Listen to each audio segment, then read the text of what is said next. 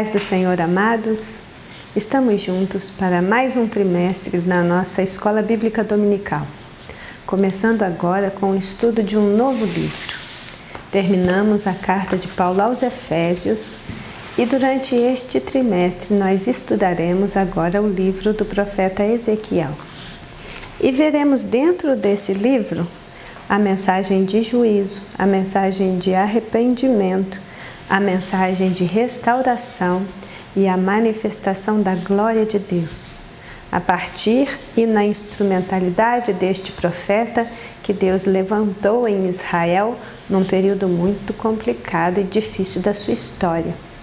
Então, antes de começarmos, eu gostaria de convidar vocês para fazermos uma oração de agradecimento a Deus pelo ano que findou, por esse novo ano que Ele nos deu para viver para a glória dEle, e que o nosso propósito de ano novo inclua a nossa participação na Escola Bíblica Dominical, para que possamos durante todo o ano crescer na graça e no conhecimento da Palavra de Deus, estudando, guardando e praticando os mandamentos do Senhor. Oremos então.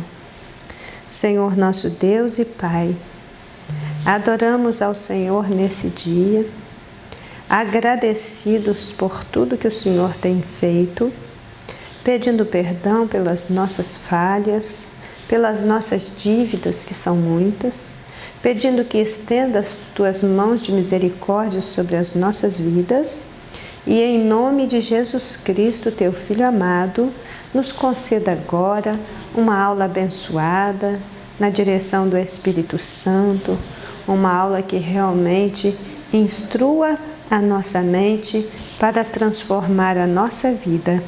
Assim oramos entregando a direção de todas as coisas nas Tuas mãos santas, e nesse dia do Senhor estaremos estudando a palavra do Senhor para aprendermos com o Senhor aquilo que o Senhor quer nos ensinar. Nos ajude a sermos praticantes da Sua palavra e não somente ouvintes. Nós nos colocamos à disposição do Teu Espírito Santo. Fala conosco, Senhor. Amém? Então, essa lição de número 1, ela tem por título A Chamada do Profeta Ezequiel. O texto áureo encontra-se no capítulo 2 de Ezequiel, versículo 1, que diz: E disse-me, filho do homem, põe-te em pé, e eu falarei contigo. A verdade aplicada diz: ainda hoje Deus tem chamado e capacitado pessoas para que proclamem Sua palavra com ousadia, fidelidade e amor. Os objetivos desta lição no primeiro tópico, mostrar o contexto histórico do livro do profeta Ezequiel e de sua chamada. O segundo tópico, realçar a incumbência de Ezequiel. E o terceiro tópico, expor a vocação visionária do profeta Ezequiel. O texto de referência encontra-se em Ezequiel capítulo 2, do versículo 1 até o versículo de número 5. E disse-me, filho do homem, põe-te em pé e falarei contigo. Então entrou em mim o Espírito quando falava comigo e me pôs em pé e ouvi o que me falava. E disse-me, filho do homem, eu te envio aos filhos de Israel, as nações rebeldes que se rebelaram contra mim.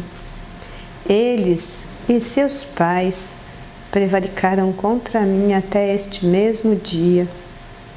Os filhos são de semblantes duro e obstinados de coração.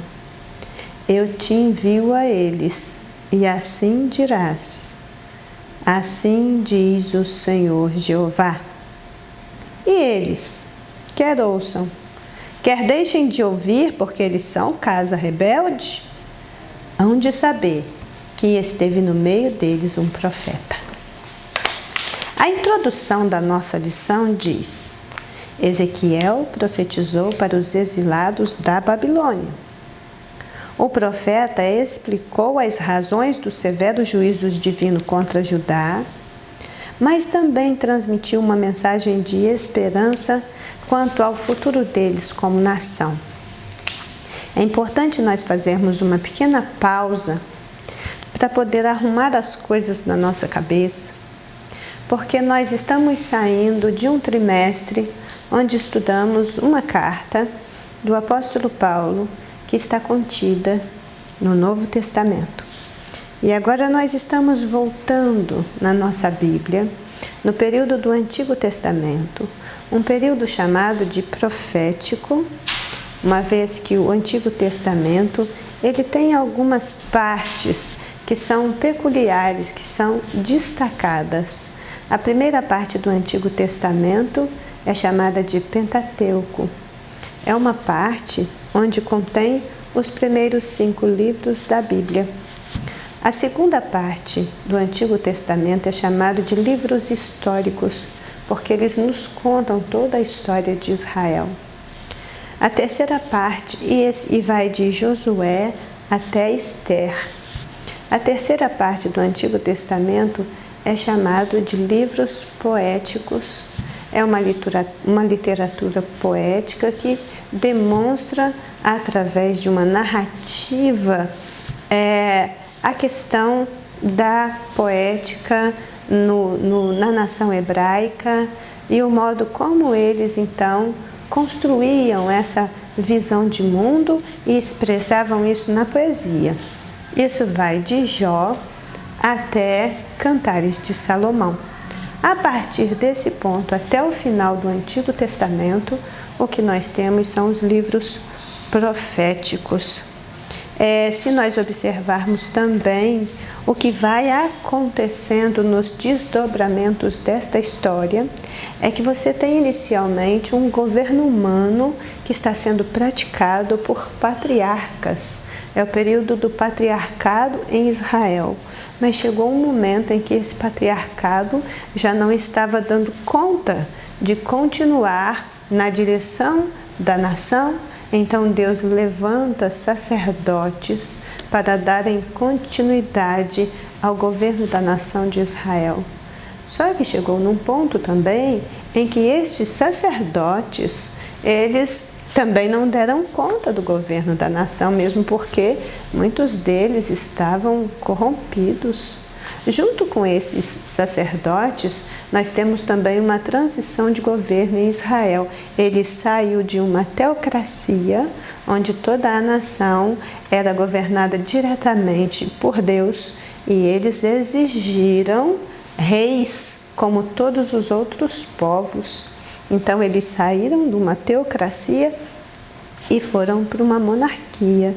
Então, nós temos essas questões acontecendo historicamente, e aí chega aquele momento em que os sacerdotes também não dão conta de dar continuidade, de dar sustentação, de manter a integridade religiosa nacional, e então Deus levanta profetas.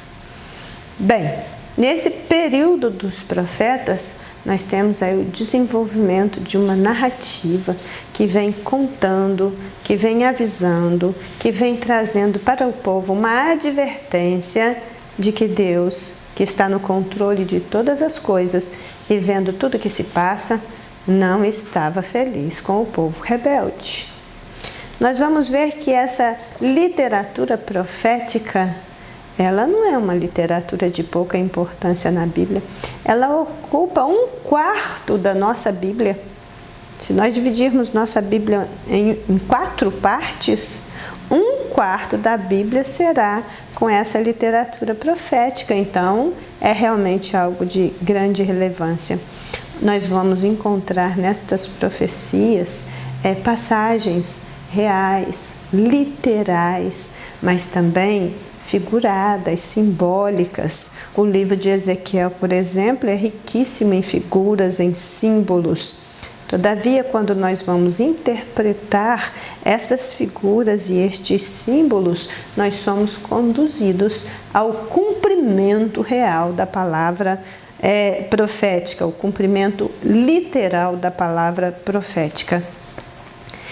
Então, antes de nós adentrarmos mesmo naquilo que nós temos diante de nós, eu gostaria que pensássemos um pouquinho no que foram esses profetas para Judá e para Israel, o reino do norte e o reino do sul.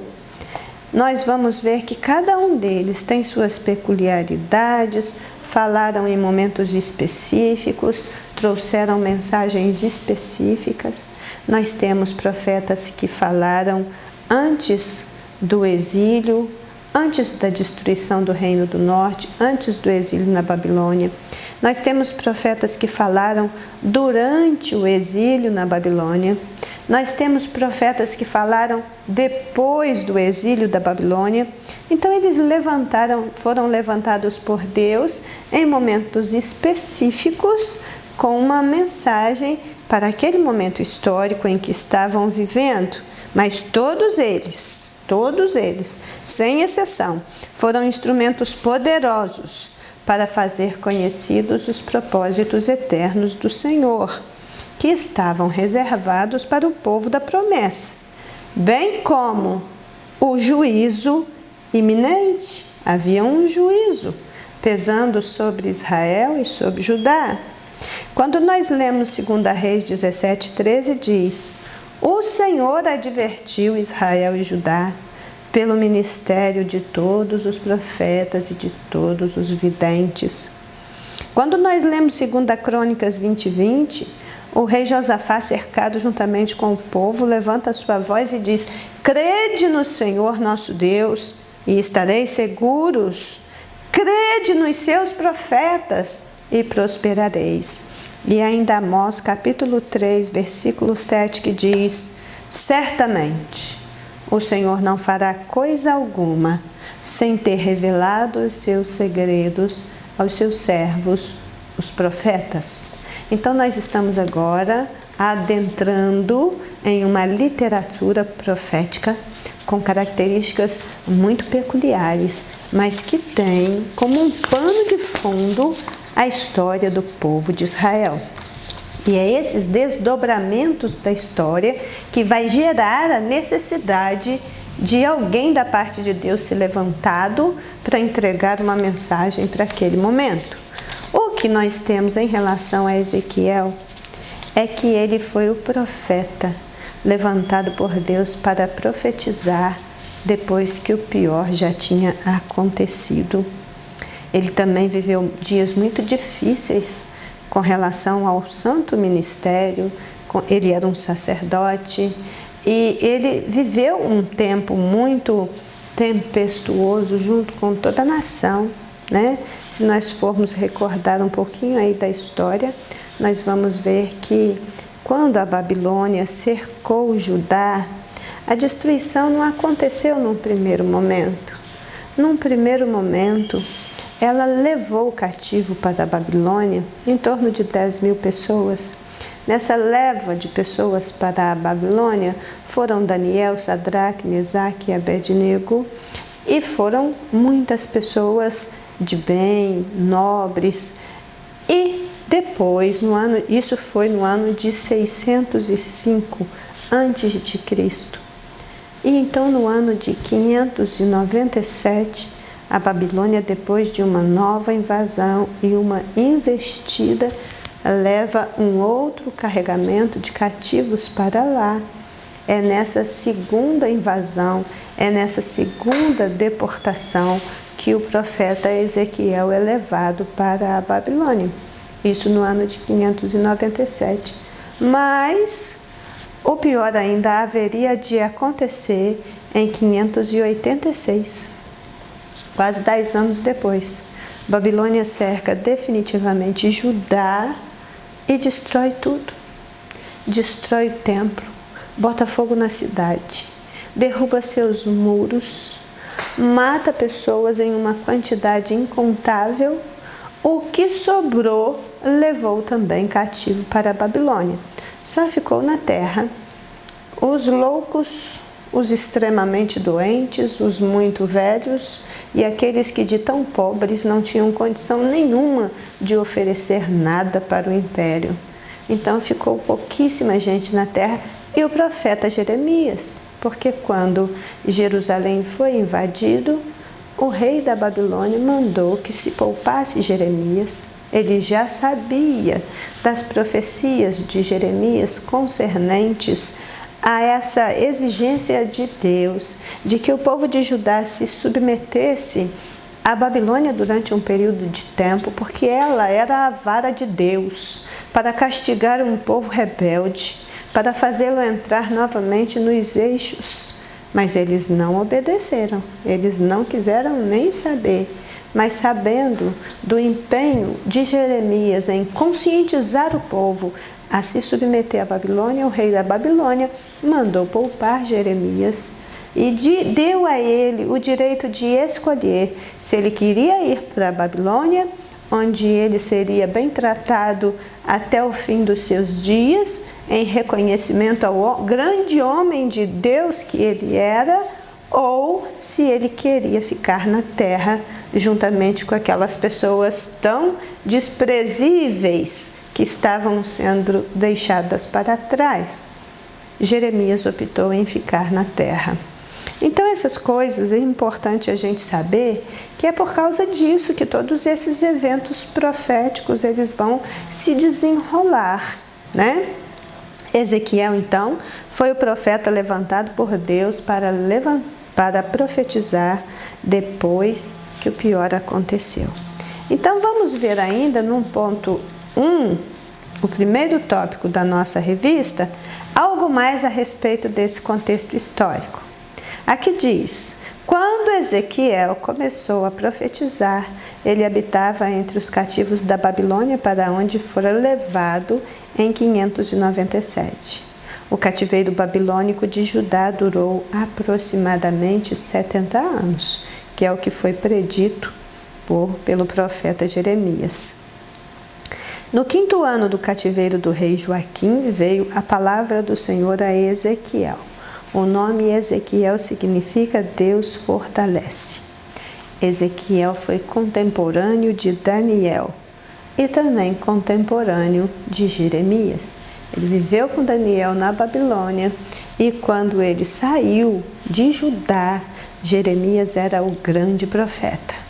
E depois que ele saiu naquele segundo cativeiro, aquela segunda leva de cativos para a Babilônia, Jeremias continuou pregando lá em Judá, até quando ela caiu definitivamente. Ele era um sacerdote filho de um sacerdote chamado Buzi, então ele era também de uma linhagem sacerdotal, e ele profetizou por cerca de 22 anos.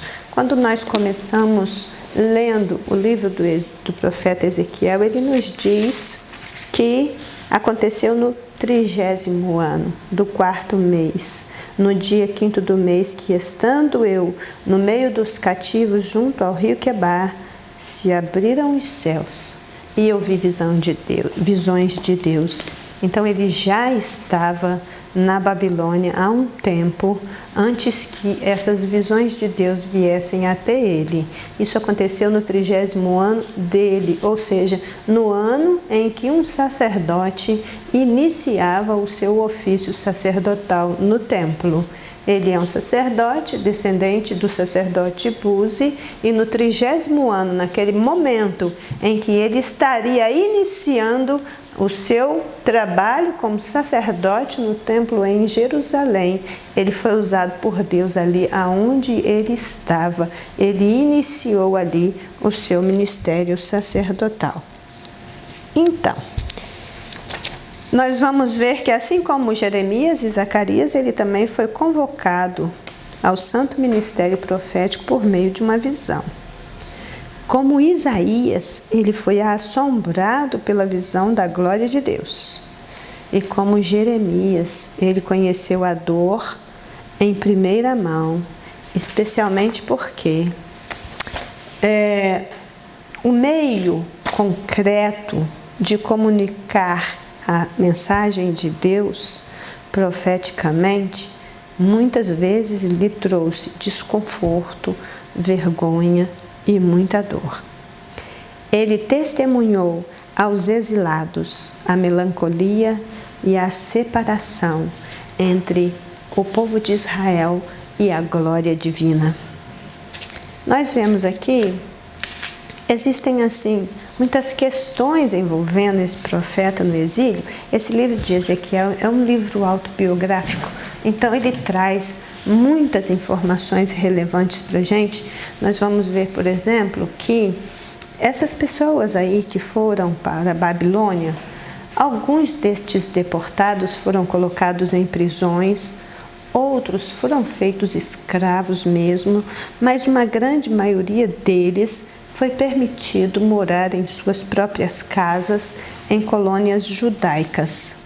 Ezequiel recebeu essa liberdade de ter a sua própria casa, então ele passou a viver em Tel Abib, que está a cerca de 80 quilômetros a sudeste da Babilônia. Isso fica hoje em torno de 240 quilômetros ao sul da moderna Bagdá. E ali, junto ao rio Quebar, ele estabeleceu a sua residência. O rio Quebar é um grande canal do rio Eufrates que corria em volta da cidade da Babilônia, entre os rios Eufrates e Tigre. Algumas descobertas arqueológicas que datam do século V a.C. vão mostrar a presença desses exilados perto deste canal tão importante a sudeste da Babilônia. A casa de Ezequiel, neste momento, ela se torna um local importante de reunião. Para ali iam aqueles judeus que queriam ouvir algo da parte de Deus nesse momento crítico das suas vidas. Uma coisa interessante para nós observarmos, mesmo estando no cativeiro, muitos judeus ainda preservavam aquele orgulho, aquela arrogância que são próprios da idolatria, que são próprios da rebeldia. Uma pessoa que tem um espírito rebelde, ela também tem uma soberba, ela também tem uma arrogância, ela também não se dobra diante do conselho, diante da advertência. É dessa maneira que o ser humano age. Mesmo no cativeiro, depois de ter passado por tudo que passou, nós vamos encontrar estas pessoas cheias de si mesmas, enraivecidas, enfurecidas, culpando Deus, sem ao menos olhar para a sua própria situação e pensar que talvez elas mesmas tenham sido responsáveis pelo quadro da sua história, pelo que estavam vivendo naquele momento.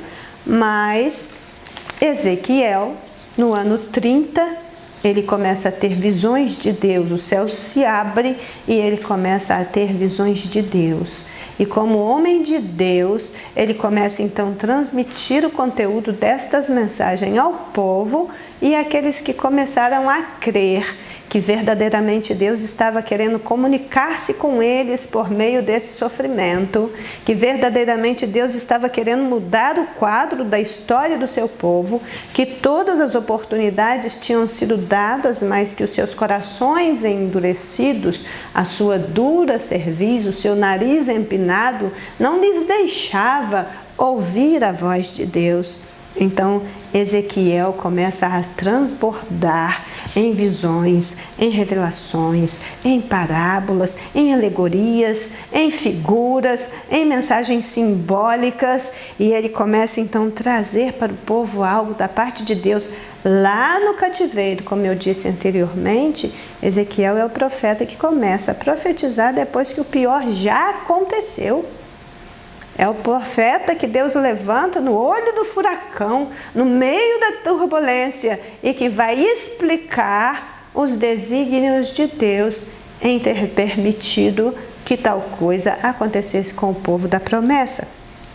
Essas reuniões na casa de Ezequiel, ali às margens do rio Quebar, na Babilônia, foram muito provavelmente as precursoras das modernas sinagogas que surgiram nesta época, sem o templo, sem o sacrifício, sem condições de seguir com a sua vida religiosa como havia sido ensinado, era preciso refazer-se.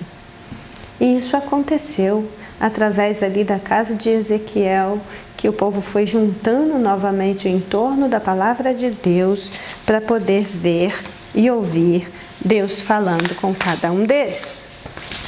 O ponto 1, ele faz uma reflexão um pouco romântica, um pouco filosófica a respeito da situação que fica quem está longe da sua terra natal. Aqui diz, ao receber a chamada, o profeta Ezequiel estava longe da sua terra natal. Ele começou a viver em outra cultura, passou a viver sob pressão, passou a viver com outra alimentação, mas também passou a sonhar em meio ao cativeiro. E é dado aqui o exemplo do Salmo de número 137, que registra muito bem, com muita clareza, esse estado de ânimo das pessoas que estavam ali no cativeiro na Babilônia. E aí então o comentarista se volta para nós refletirmos a respeito do nosso tempo. Ele diz: muitos dos que vivem em terras estranhas gostariam de voltar à sua terra natal. É um sonho voltar do exílio, da escravidão, ou sair de uma coisa que nos prende em um lugar que nós não sentimos alegria.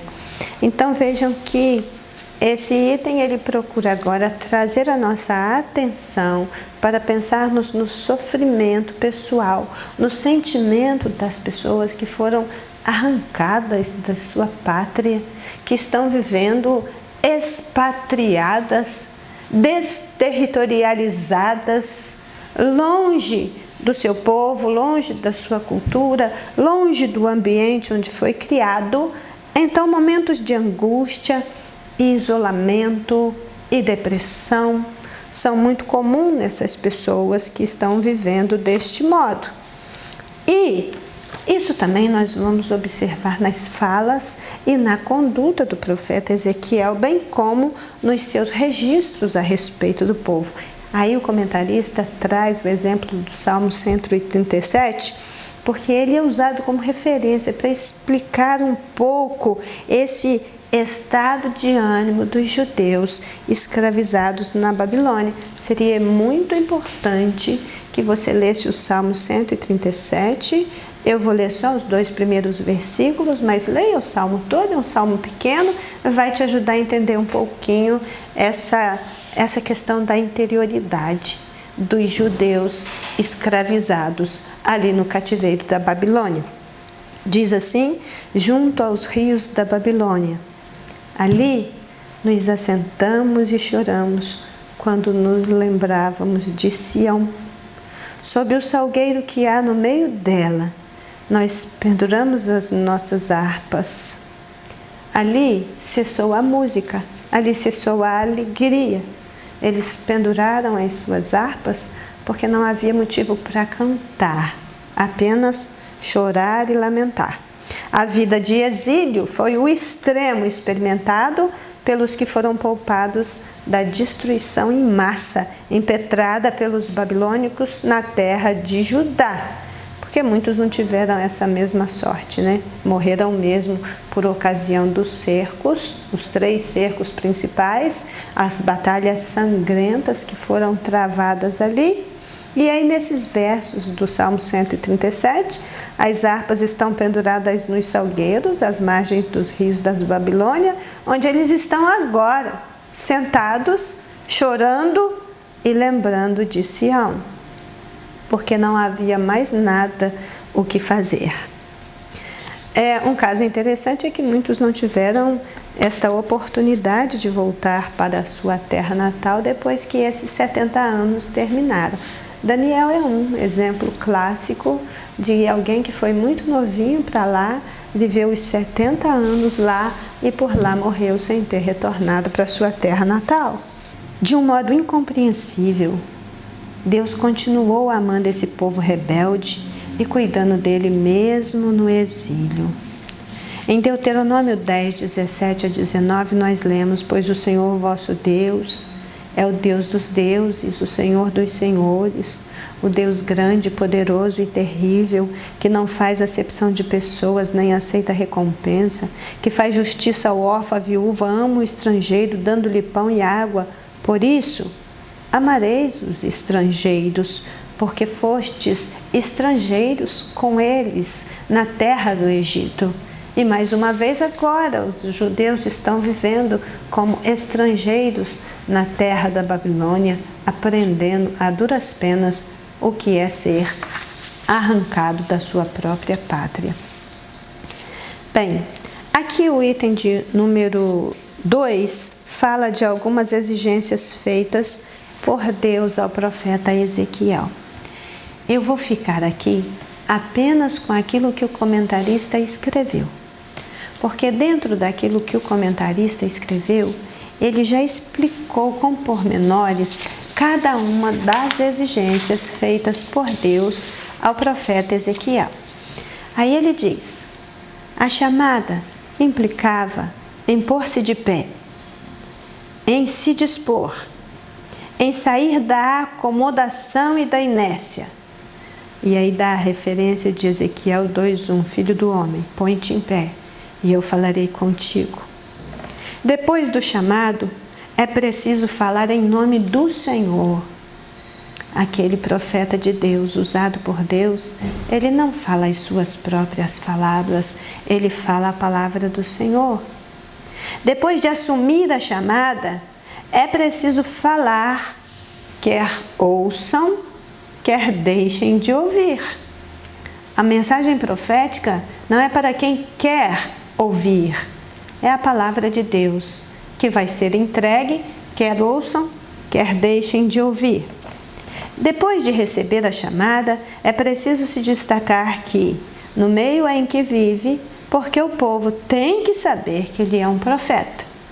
Mesmo não querendo ouvir, eles haveriam de saber que no meio deles esteve um profeta. A quinta exigência, depois de receber a chamada, é preciso impregnar da palavra, dar comida em forma de rolo ao ventre, para depois oferecer aos outros. Por quê? Porque quem não tem para si mesmo não pode oferecer aos demais. Primeiro Deus encheu Ezequiel com a palavra, para depois ele ter o que falar. E assim é até os dias de hoje com os homens e as mulheres de Deus. Eles só vão falar daquilo que tem por dentro, daquilo que Deus deu. Ninguém dá o que não tem. Bem, sexto, para receber a chamada não pode temer o povo, nem as palavras que saem deles. Às vezes vão ser palavras de rejeição, de desprezo e até mesmo de ódio. Sétimo, quem recebe a chamada não pode se assustar com sarças, com espinhos e escorpiões. E oitavo, quem recebe a chamada precisa saber que vai enfrentar conspiração de pessoas que não querem ouvir as verdades de Deus e serem confrontadas. Então, isso é o que está posto aqui como exigências feitas por Deus e ao profeta Ezequiel. 1.3, Deus nunca esquece dos seus filhos. Depois de ter feito essa contextualização histórica, de ter falado sobre as exigências de Deus ao profeta Ezequiel, esse tópico termina com esse lembrete. Eles estavam mesmo numa situação medonha, terrível. Eles cavaram a própria cova e caíram nela, mas Deus nunca se esquece dos seus filhos. Devido ao pecado, Deus ordenou e permitiu que Jerusalém fosse destruída. E os pecados eram idolatria, apostasia, mistura com outros povos, falsos pastores, falsos profetas. Mas ainda havia esperança. Deus prometera restaurar a terra por amor aos que permanecessem fiéis a Ele. O Senhor nunca se esquece daqueles que fielmente procuram lhe obedecer. Ainda que todas as pessoas justas, boas, tementes a Deus, também tenham sido levadas para o cativeiro, mas mesmo ali, Deus estava preservando a semente santa. Mesmo ali, Deus estava guardando o remanescente fiel. Mesmo ali, ele preservaria o seu povo do pior. Aqui, quando nós lemos esse item 1.3, nós vamos ver que alguns versículos, né, na palavra de Deus, tanto no livro de Ezequiel quanto nos outros profetas, nos lembram dessa verdade fundamental de que Deus não se esqueceu do seu povo. Se lermos Isaías 5:25, está escrito: por isso se acendeu a ira do Senhor contra o seu povo, e estendeu a sua mão contra ele, e o feriu de modo que até as montanhas tremeram. Os seus cadáveres se fizeram como lixo no meio das ruas. Com tudo isso, não tornou atrás a sua ira, mas a sua mão ainda está estendida. Também em Jeremias, no capítulo 25, do 10 ao 12, diz: porque assim diz o Senhor: certamente, passados 70 anos em Babilônia, vos visitarei e cumprirei sobre vós a minha boa palavra, tornando a trazer-vos a este lugar.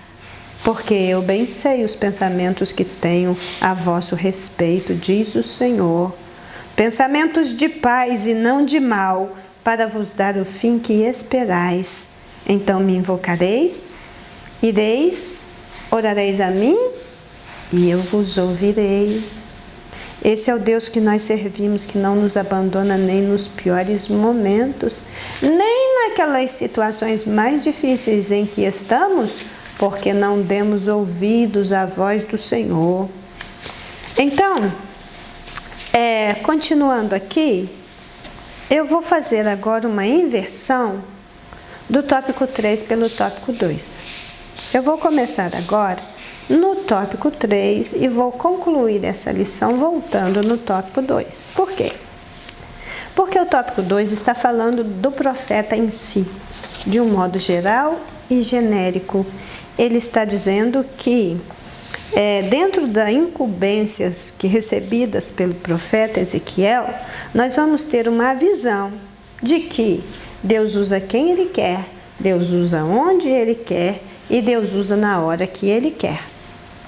Mas, quando começa o tópico 3 falando do profeta com uma vocação visionária, ele vai fazer aí uma observação a respeito da profecia que abre o livro de Ezequiel.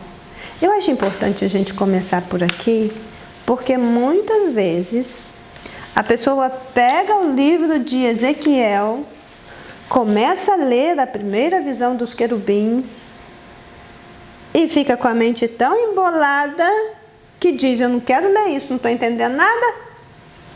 Mas isso é para ser lido, irmãos, e é para ser entendido. Então nós vamos aqui começar primeiro com a visão do rolo, do capítulo 2. O capítulo 2 foi meio que tomado como referência para essa primeira lição de Ezequiel. É com ele que a gente iniciou o texto lá da leitura inicial. E no 3.2 ele vai falar da visão dos querubins. Então essas duas visões que estão logo nesse iniciozinho do livro de Ezequiel, elas são muito importantes. Quando chega no 3.3, que fala de uma visão de juízo e restauração, é apenas um item que está dando um complemento.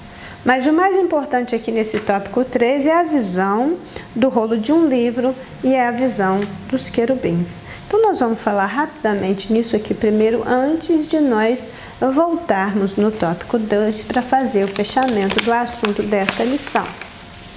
Aqui diz, o título: um profeta com vocação visionária. A experiência visionária era uma marca natural e reconhecida do profeta Ezequiel, tanto que ele é chamado de o profeta das visões. A palavra de Deus vinha e se impregnava dentro do seu ser por meio de visões tão claras e vários símbolos que eram descortinados pela interpretação dada pelo Senhor. Ezequiel, capítulo 1, versículo 1. ele tinha visões, muitas visões, e então depois o Senhor dava a interpretação destas visões para que ele pudesse então transmitir a mensagem de Deus.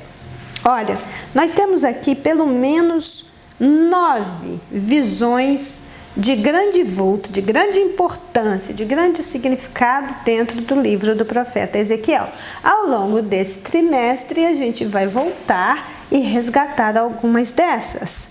Mas o livro ele é aberto e começa com a primeira visão dos querubins. Primeira por quê? Porque lá no capítulo 10 nós vamos ter a segunda visão dos querubins.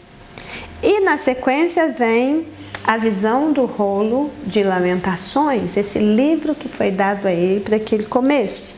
Depois vem a visão de um vale, a visão de Jerusalém das suas abominações, a visão de Jerusalém da matança, vem então a segunda visão dos querubins, vem em seguida a visão da saída de Yahvé, de Deus, do templo, da glória de Deus.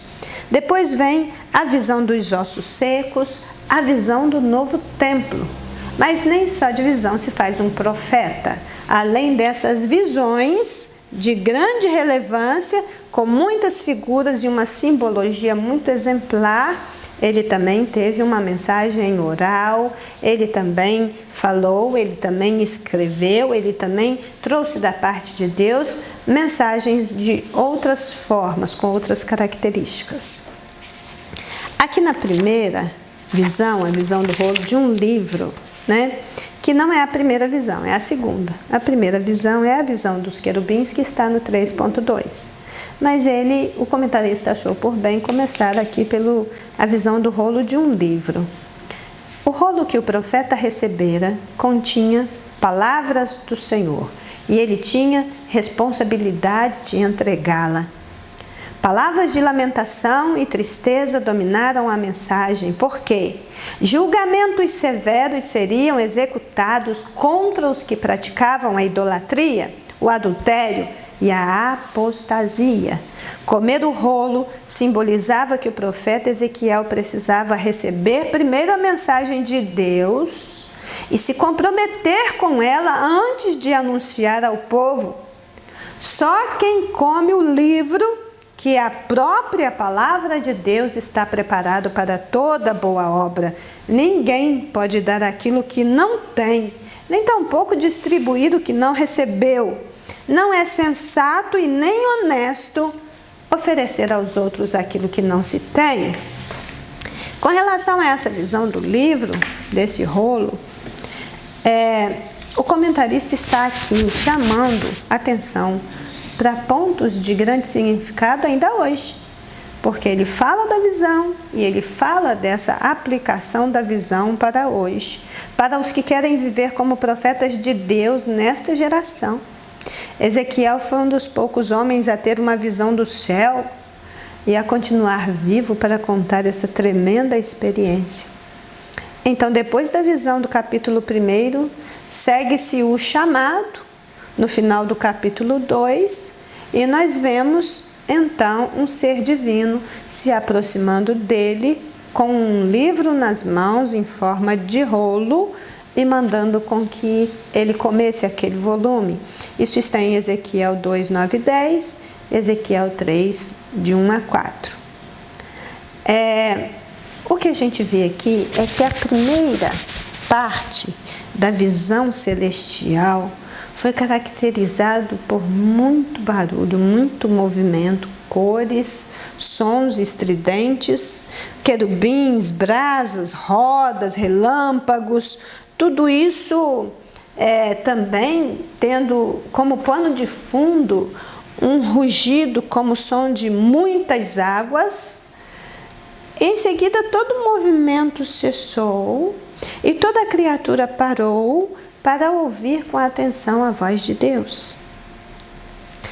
Estuda-se a mensagem de Deus para Ezequiel registrada no capítulo 2 e 3, prestando uma especial atenção nos mandamentos que foram dados a esse profeta com relação ao seu ministério. A visão do rolo, ela é seguida de comer o rolo, o que lhe daria as condições necessárias para pregar com coragem, aborrecer o pecado e pregar tão somente a palavra de Deus. Então vejamos o 3.2 que nos fala agora a respeito da visão dos querubins. Os querubins, eles são seres angelicais associados à manifestação da santidade e da glória de Deus. Os seres angelicais têm acesso à presença de Deus e são mencionados na palavra como anjos guardadores. Eles guardavam o jardim do Éden depois da queda do homem. Sobre a arca da aliança eles estavam, ali na forma de querubins de ouro. E nessa visão de Ezequiel, os querubins que apareciam como brasas de fogo ardente anunciavam aos exilados a glória e a santidade de Deus. Irmãos, essa, ao meu ver, é uma das visões mais complexas que a gente tem na Bíblia.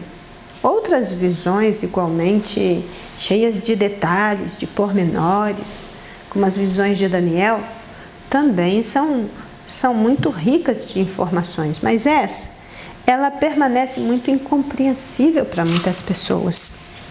Ele começa falando dos querubins, que são figuras importantes dentro desta visão. Querubim do hebraico querube significa guardar, cobrir.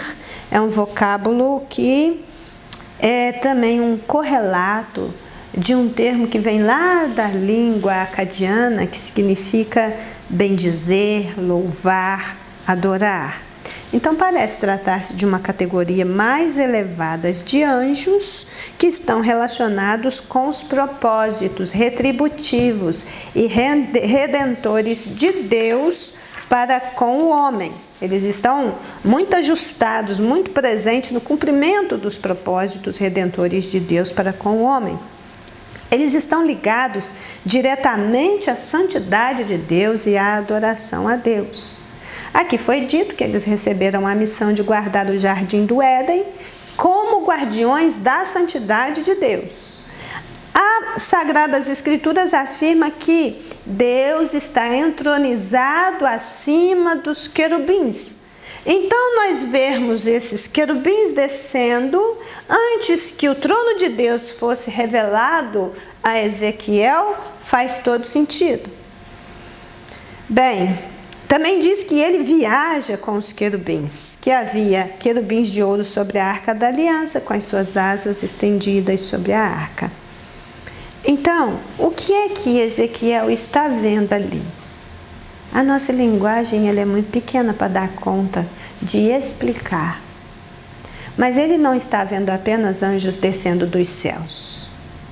De repente ele olha para o céu começa a escurecer e uma grande nuvem, não uma nuvenzinha natural que escurece o dia, mas uma grande nuvem tempestuosa, medonha, assustadora, começa a se formar no céu.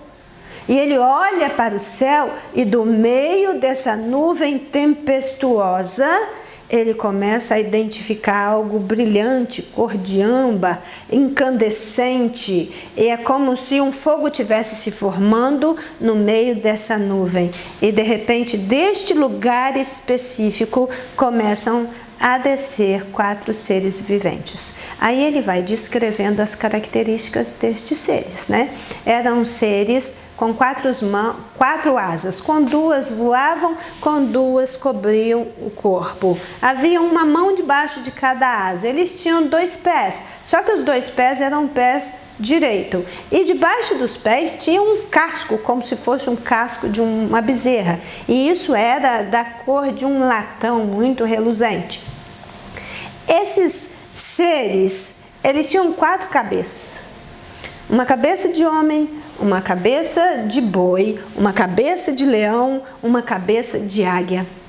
E esses seres, eles estavam voando de tal maneira que a ponta das asas de um tocava na ponta das asas do outro. É como se eles estivessem fazendo uma coreografia, formando algo ali enquanto eles iam descendo.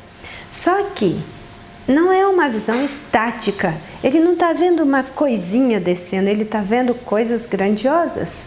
Havia no meio desses 4 seres algo como tochas de fogo, brasas vivas, trovões, relâmpagos, zigue-zagueando para todos os lados. E o barulho era ensurdecedor. Cor, som, movimento, tudo numa hora só. E aí ele vê ao lado de cada ser desse, rodas girando dentro de outras rodas. E essas rodas que giravam dentro de outras rodas e que estavam ao lado desses seres, em torno delas, tinham olhos abertos que olhavam todo esse processo. É difícil para a nossa mente processar estas coisas, né? Do modo que esses seres moviam, as rodas moviam. Tanto as rodas quanto os seres estavam sendo movidos pelo Espírito. E então, além de tudo isso que está acontecendo, desses seres baixando, dessas rodas que moviam dentro de outras rodas, dessas brasas de fogo e desses trovões e relâmpagos, então essa visão começa a baixar e acima de tudo isso, Ezequiel começa a ver algo que ele entende ser o trono de Deus. E aí nós temos acima de tudo isso algo muito majestoso, muito primoroso, um trono. E nesse trono um ser celestial à semelhança de homem.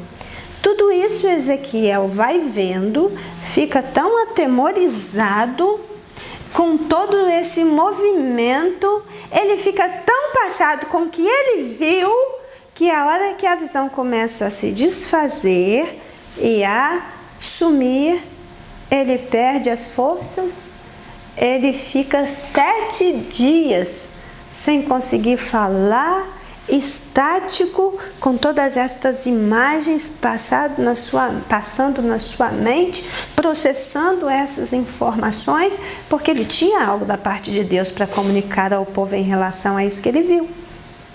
E aí as pessoas, quando começam a ler essa visão, dizem: eu não entendo isso. Aí deixa o livro de Ezequiel para lá. E aí perde uma grande oportunidade de tomar conhecimento de uma coisa linda, que é o de entender os mistérios de Deus. Porque o segredo de Deus é para aqueles que estão muito interessados nele.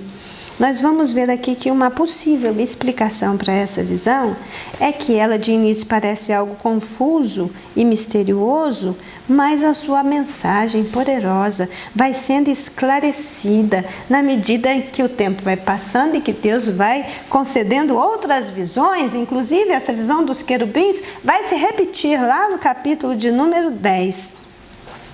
Para entendermos o significado da visão, nós precisamos também entender o significado das palavras semelhança, parecido com, porque essas palavras vão aparecer 15 vezes, só nesse capítulo 1, do versículo 1 até o versículo 28.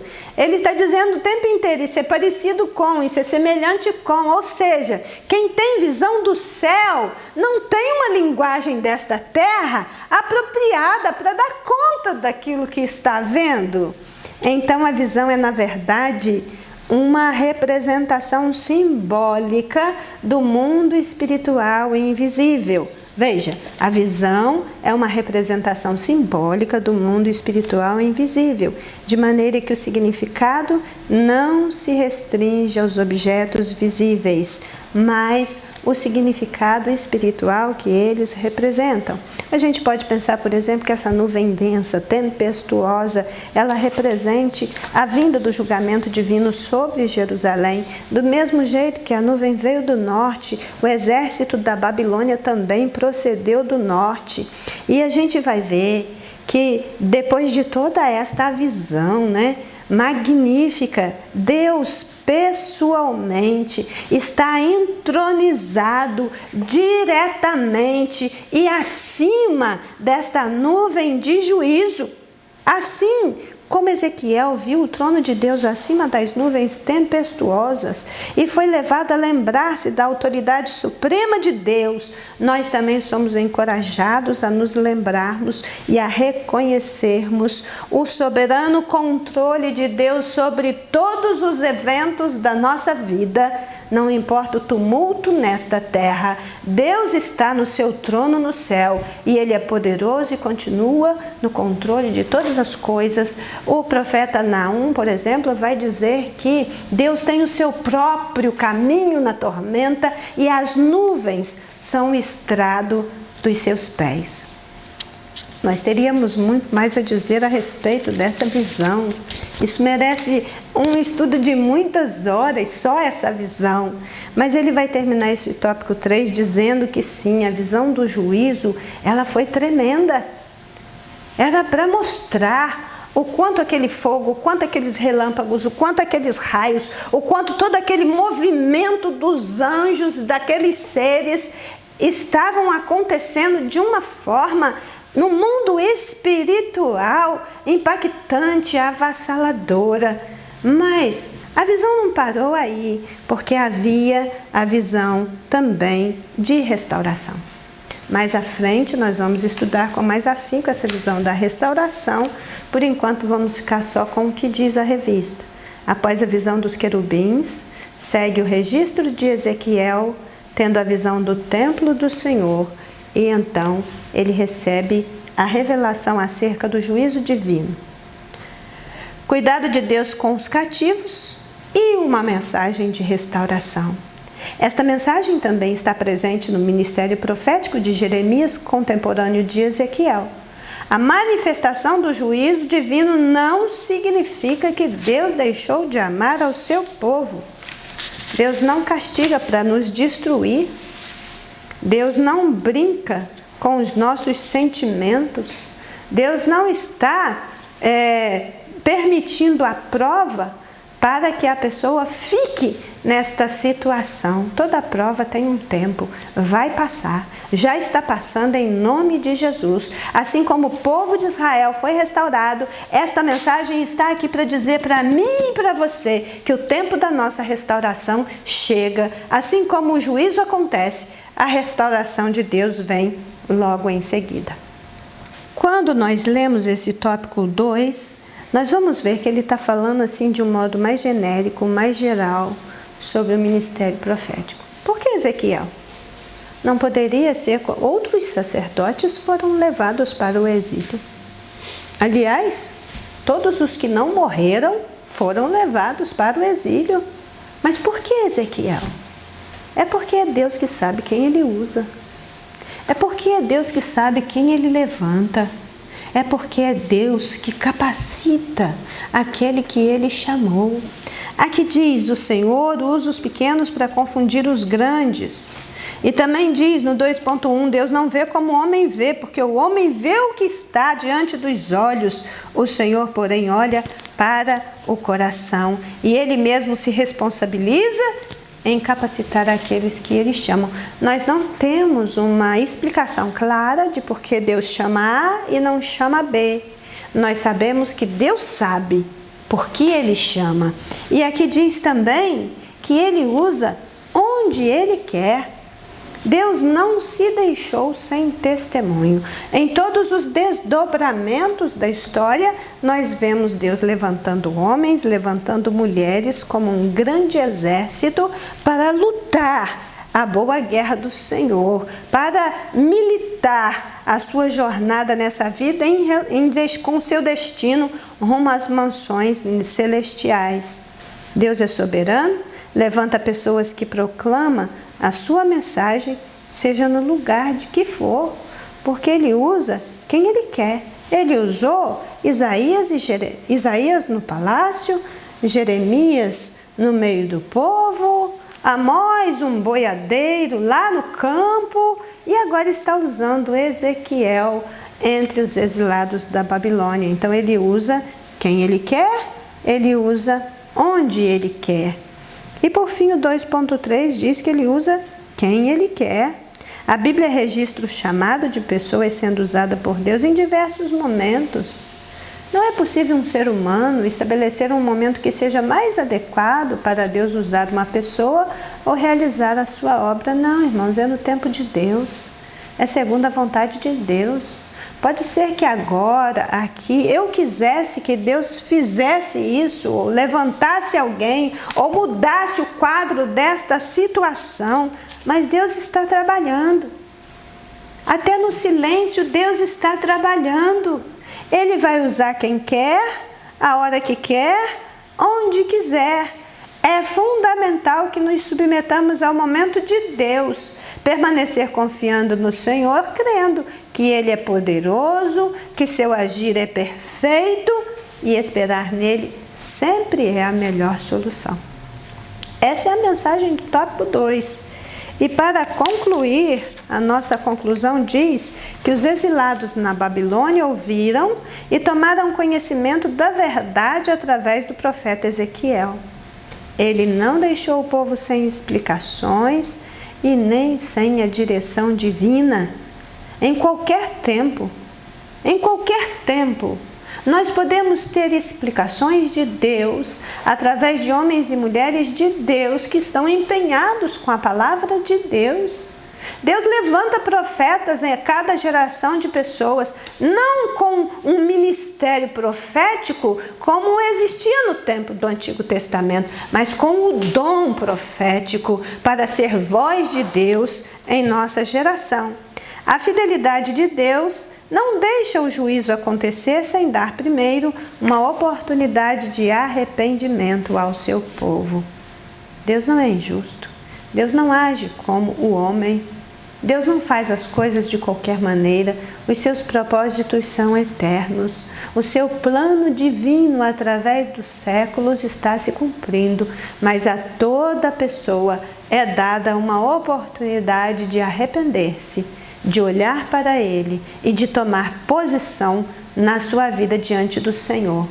Neste novo ano, que nós tenhamos esta graça de vasculhar o nosso íntimo, de fazer propósito com o Senhor, de nos empenharmos em conhecer a palavra do Senhor, para que a gente tenha condição de viver em conformidade com os seus mandamentos.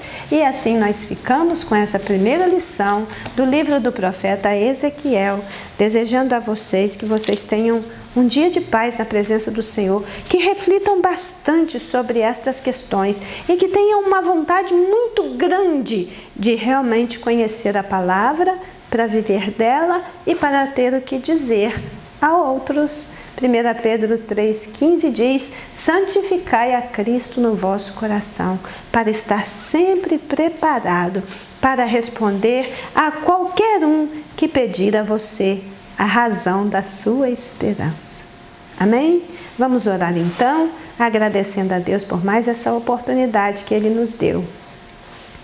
Pai Santo, nós te adoramos por esse dia de vida e de vitória, por essa breve aula, por esses momentos aqui passados. E eu te peço em nome de Jesus, desperta, Senhor, no coração desse irmão, dessa irmã que participou conosco desta aula, através das redes sociais da nossa igreja, um desejo grande de continuar fazendo parte desta comunidade de santos que vai morar no céu. E que tenha, Senhor, o seu desejo despertado para ler a sua palavra, para ler esse livro do profeta Ezequiel e para ter a sua mente despertada para as coisas de Deus. Entrego todas estas pessoas nas tuas mãos, o nosso dia, a mim, minha casa, minha família, nosso pastor Moisés, a sua casa, a igreja sob a sua responsabilidade, que tudo esteja na instrumentalidade do Espírito Santo, nesse novo ano, nesse novo dia em que o Senhor está fazendo nova todas as coisas. Assim eu oro agradecida, em nome de Jesus. Amém? Feliz 2022 para todos nós.